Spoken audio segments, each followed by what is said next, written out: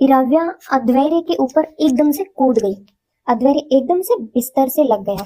इराव्या बिल्कुल उसके ऊपर, उसके होठों पर अपने होठों को रखे हुए बड़े ही पैशनेट तरीके से किस कर रही थी। अचानक उसके इस हमले की उम्मीद अद्वैर्य ने तो बिल्कुल भी नहीं की थी, इसलिए वह एक सेकंड के लिए जैसा जरा सा हड़बड़ा गया था।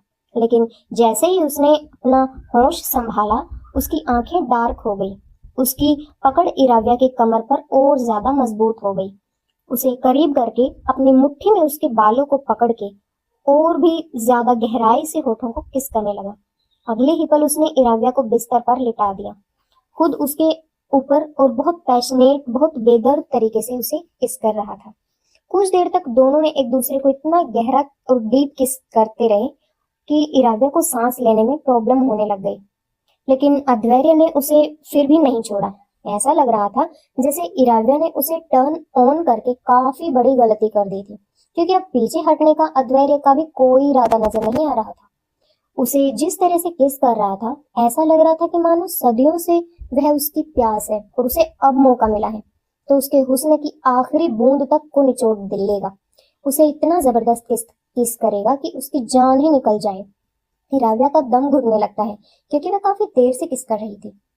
इराव्या के माथे पर पसीना आने लगता है। अद्वैर्य ने उसे इतना मजबूती से पकड़ के रखा था कि वह अपनी जगह से हिल तक भी नहीं पा रही थी।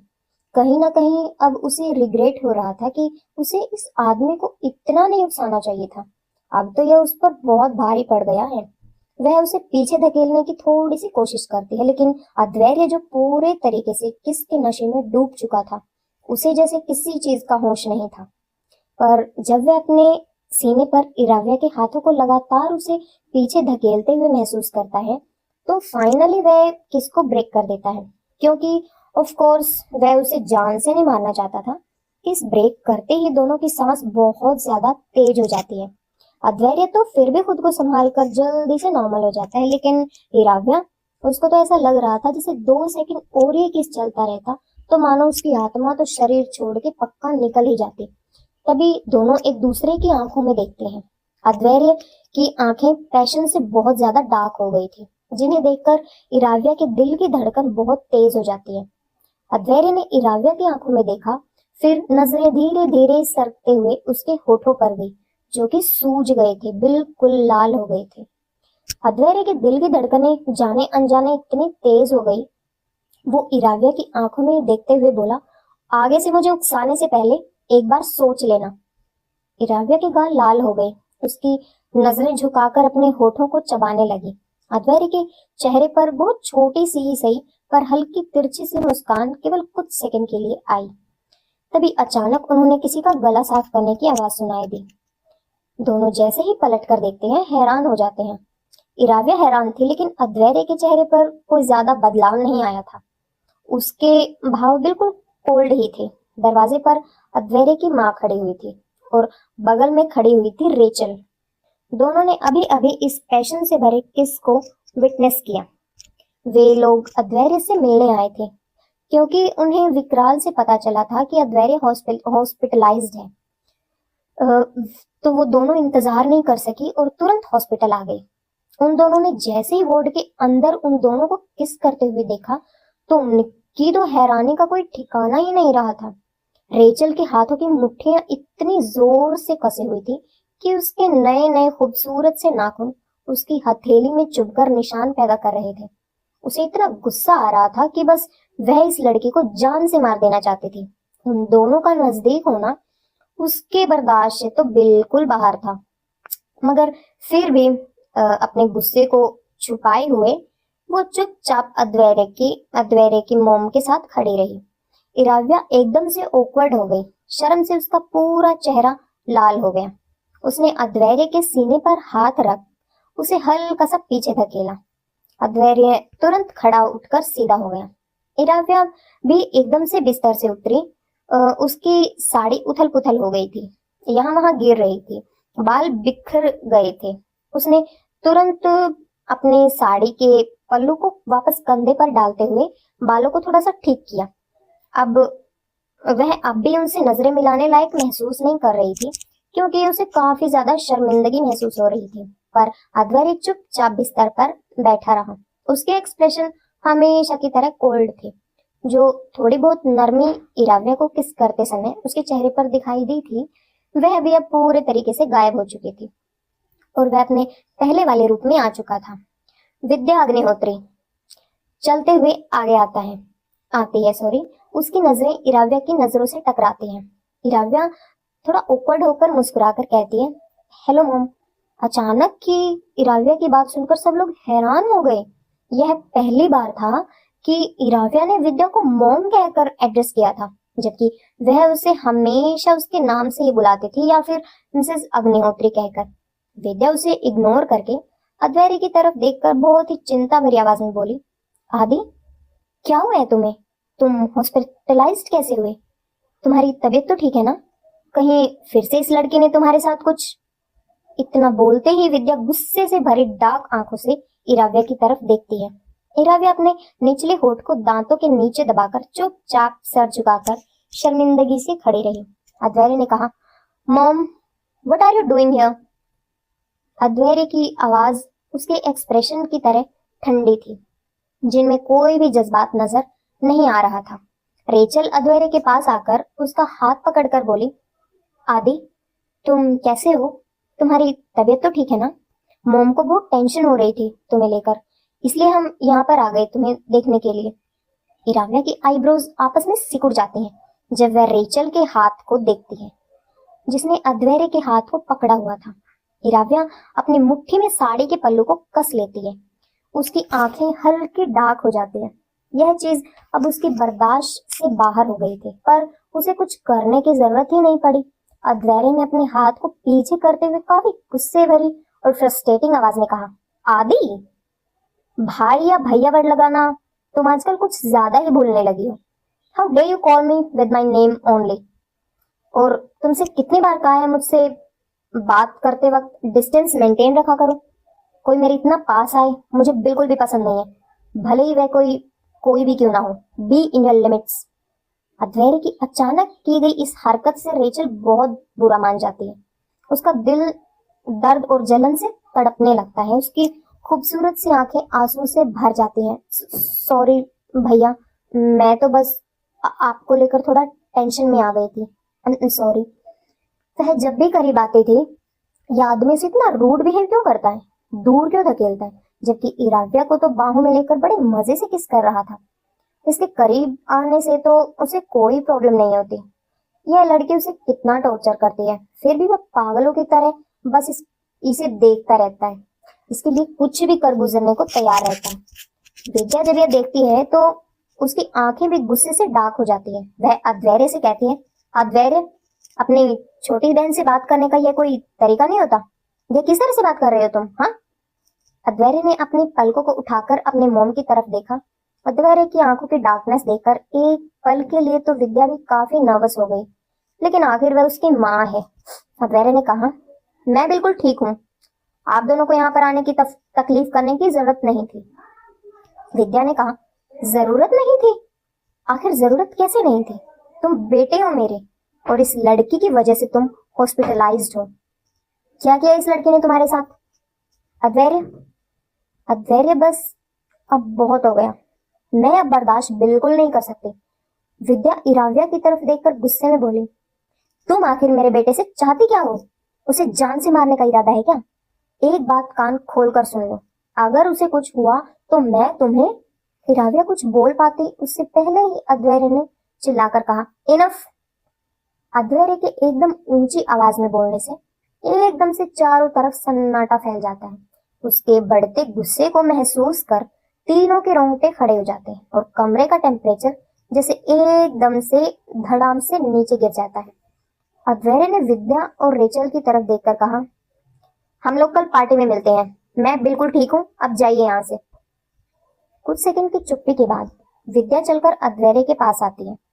उसके कंधे पर हाथ रखकर कहती है, तुम मेरे इकलौते बेटे हो और मेरे लिए कितने जरूरी हो इसका शायद तुम्हें अंदाजा भी नहीं है। अपना ख्याल रखो अद्वैर्य। उसके बाद विद्या गुस्से से भरी नजरों से इराव्या की तरफ देखती है। अचानक उसके दिमाग में चल रही बातों को इराव्या साफ साफ सुनने लगती है।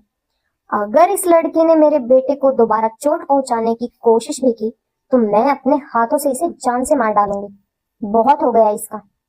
उसके बाद वो रेचल का हाथ पकड़कर दोनों वहां से चले जाते हैं। जाते जाते ही इराव्या रेचल के मन की बात पढ़ लेती है। तुम हमेशा मुझे इस लड़की की वजह से डांट कर अपने आप से दूर कर लेते हो, लेकिन कब तक? मैं तुम दोनों के बीच में इतनी नफरत पैदा कर दूंगी कि एक दिन तुम्हें भी एहसास होगा कि इराव्या तुम्हारे लिए नहीं है, कभी हो ही नहीं सकती। और फिर मैं बनाऊंगी तुम्हारे दिल में अपने लिए जगह। रेचल के ख्यालों को सुनकर तो इराव्या हैरान हो जाती थी। अरे, माना कि दोनों के बीच में खून का रिश्ता नहीं है, माना कि रेचल अग्निहोत्री ब्लड लाइन का हिस्सा नहीं है, उनकी फैमिली का उसके साथ खून का कोई खास रिश्ता नहीं है, लेकिन गोद ली हुई सही, अब तो वह बेटी है उस खानदान की, अद्वैरी भाई है उसका। उसके दिल में अद्वैरी के लिए इस तरह के जज्बात नहीं होने चाहिए। ये बहुत ही घटिया है, पर खैर अब वह कर भी क्या सकती थी। इराव्या अद्वैरी की तरफ देखती है जो बिस्तर से उठ रहा था। इराव्या ने तुरंत उसे पकड़ लिया, सहारा देकर उठाने की कोशिश की, लेकिन अद्वैरी ने उसकी तरफ देखा और कहा, मेरे पैर टूटे नहीं है, मैं खुद खड़ा हो सकता हूँ, ओके? कुछ सेकंड तक इराव्या चुपचाप खड़ी रही, फिर उसने कहा, तो फिर तोड़ दूं? अद्वैरी अपनी आईब्रोज उठा लेता है। इराव्या हल्का सा हंस देती है। जब वो हंसती है तो कितनी इनोसेंट, कितनी क्यूट लगती है। अद्वैरी उसे देखता ही रह जाता है। तुम्हारी मर्जी। इराव्या ने अद्वैरी की कमर पर हाथों को लपेट करके उसे करीब आते हुए कहा, तोड़ना तो मैं चाहती हूँ, पर तुम्हारी टांगे नहीं, हमारे बीच की दीवार को, ताकि उसके बाद हम दोनों हमेशा के लिए एक हो जाएं। इराव्या की आंखों की चमक, उसकी बातें अद्वैरी को हैरान भी कर रही थी और कंफ्यूज भी। उसकी कमर को अपने हाथों में कसकर दबोचते हुए अद्वैरी ने इराव्या की आंखों में देखते हुए कहा, ये खूबसूरत चेहरा, ये मासूम सी आंखें, कोई सोच भी कैसे सकता है कि कितनी बड़ी फरेबी है। इराव्या अद्वैरी की बातों का मतलब समझ रही थी। उसने कहा, घर चले? इराव्या और अद्वैर्य गाड़ी में बैठे हुए थे। अद्वैर्य एक नजर इराव्या की तरफ देखता है, जो चुपचाप बैठी बाहर की तरफ देख रही थी। वह कुछ सेकंड तक बस उसके खूबसूरत से चेहरे को देखता ही रहता है। वह लोग बैक सीट पर बैठे हुए थे। गाड़ी ड्राइवर ड्राइव कर रहा था। थोड़ी देर में जब इराव्या पलटकर अद्वैर्य की तरफ देखती है तो अचानक अद्वैर्य अपनी नजरें हटाकर बाहर की तरफ देखने लगता है। अचानक ही वह अपना मुंह मोड़ लेता है। इराव्या के होठों पर हल्की सी मुस्कुराहट आ जाती है।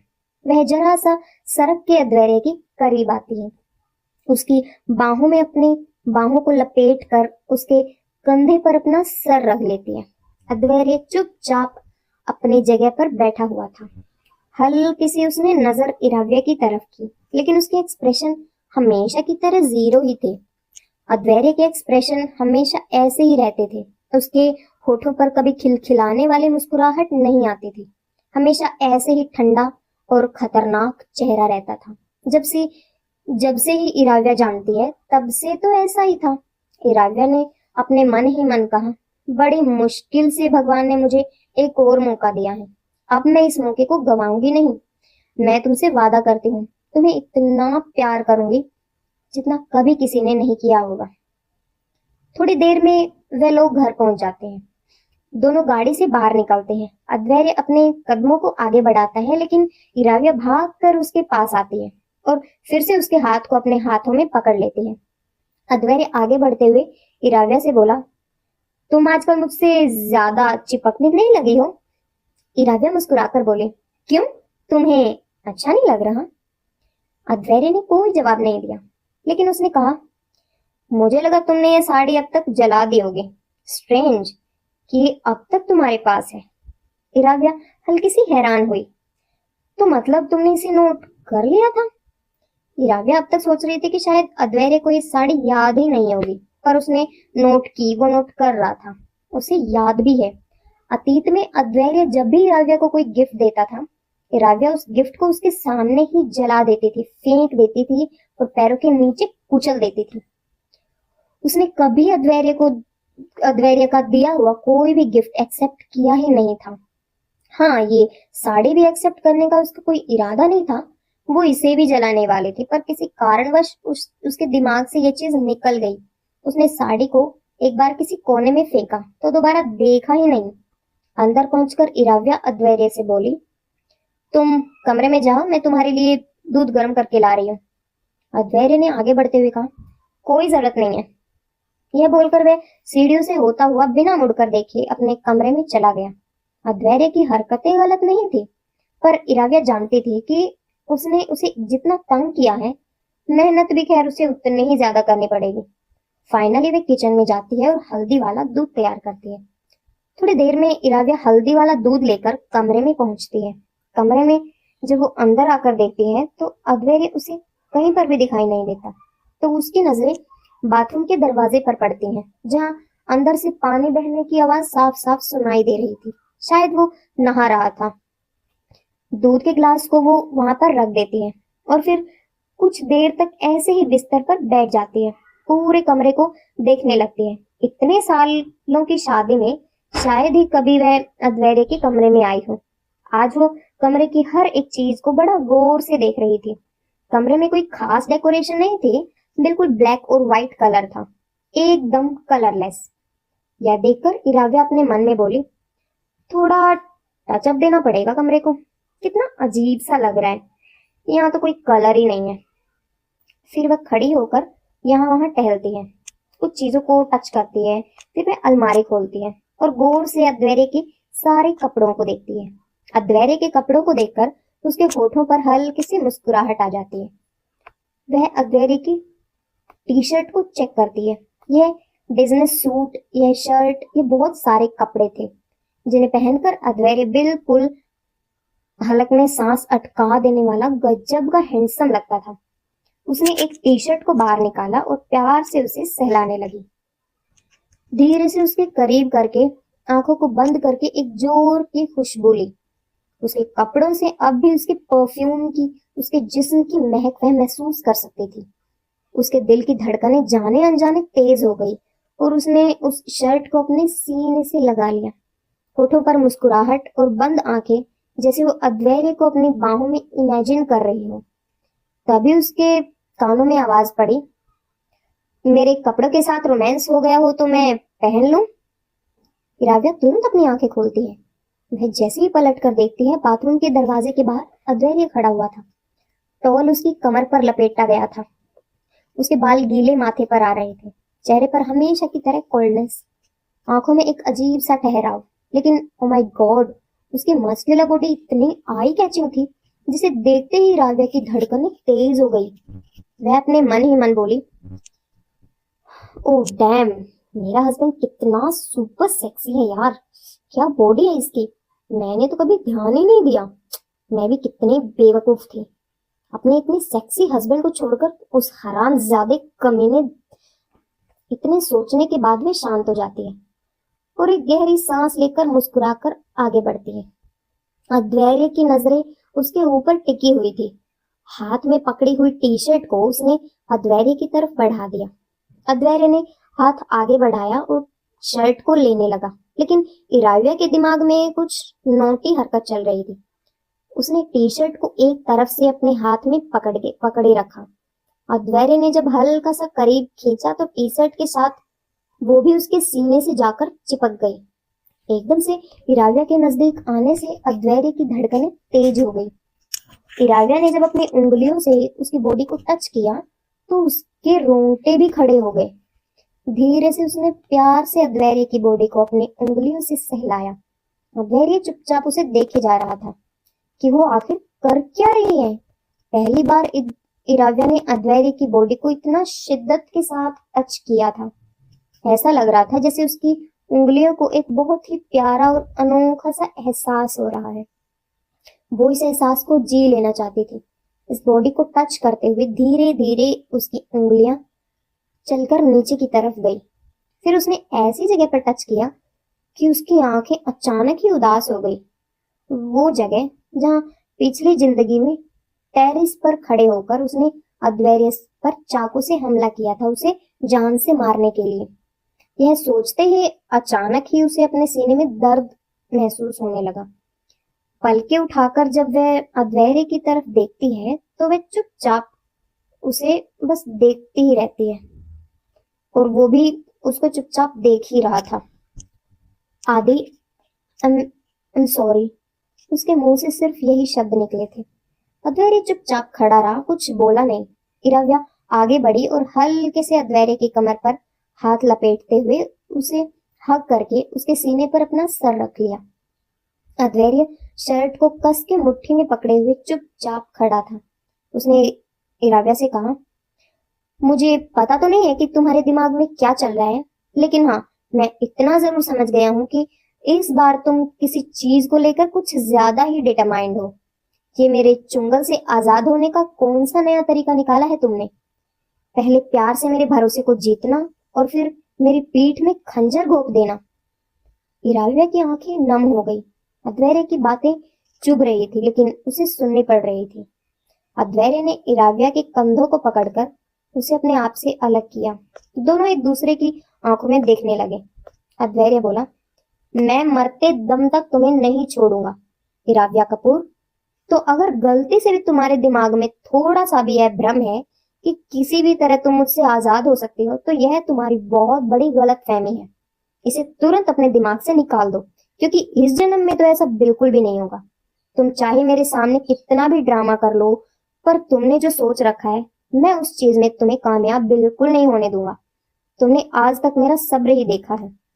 मेरी नफरत को झेलना तुम्हारे बस की बात बिल्कुल नहीं है। अध्वर्य का ओरा एकदम से चिल्ड हो जाता है, इतना ज्यादा कि इराव्या को भी अचानक ही एक सर्द का एहसास होता है। उसके रोंगटे खड़े हो जाते हैं। वह अध्वर्य की आंखों में देखती है, पर उसे कुछ अजीब सा नजर आ रहा था। इराव्या अपने मन में कहती है, जब से मैं अतीत में आई हूँ, दोबारा जिंदा हुई हूँ, एक अजीब सी पावर मिली है मुझे कि मैं लोगों के उनके दिमाग में क्या चल रहा है यह भी सुन सकती हूँ, देख भी सकती हूँ और इमोशंस को महसूस भी कर सकती हूँ। पर मुझे आदि के इमोशंस महसूस क्यों नहीं हो रहे? ना ही मुझे उसके मन की बातें सुनाई दे रही, ना कोई जज्बात दिखाई दे रहे। ऐसा क्यों हो रहा है? वह एक गहरी सांस लेकर बोली, मुझे जो चाहिए वो तो मैं हासिल कर ही लूंगी। फिलहाल मैं तुम्हारे लिए गर्म दूध लेकर आई थी, वो रखा है, उसे पी लेना। और हाँ, एक मिनट। वह टेबल के पास जाती है जहाँ पर दूध रखा हुआ था। ग्लास को उठाकर वह एक घूंट दूध खुद भी पी लेती है। फिर ग्लास को वापस रखते हुए वह अध्वर्य के पास आकर बोली, मैंने इसमें जहर नहीं मिलाया है, तुम पी सकते हो। Okay, good night my love. मुस्कुराकर वह अध्वर्य के करीब आती है, उसके गाल पर हल्का सा किस करती है और फिर उसके बाद वहां से चली जाती है। अध्वर्य बर्फ की तरह अपनी जगह पर जमकर खड़ा रहता है। यह सब हो क्या रहा है? आधी रात को इराव्या एक कमरे के पास जाती है, वो कमरा जो हमेशा से बंद था। पिछले 4 सालों से ये कमरा कभी नहीं खुला, सिर्फ बंद रहा। इस कमरे को देखकर इराव्या को एक अजीब सी बेचैनी और तड़प का एहसास होता है, क्योंकि वो जानती थी कि ये कमरा किसका है।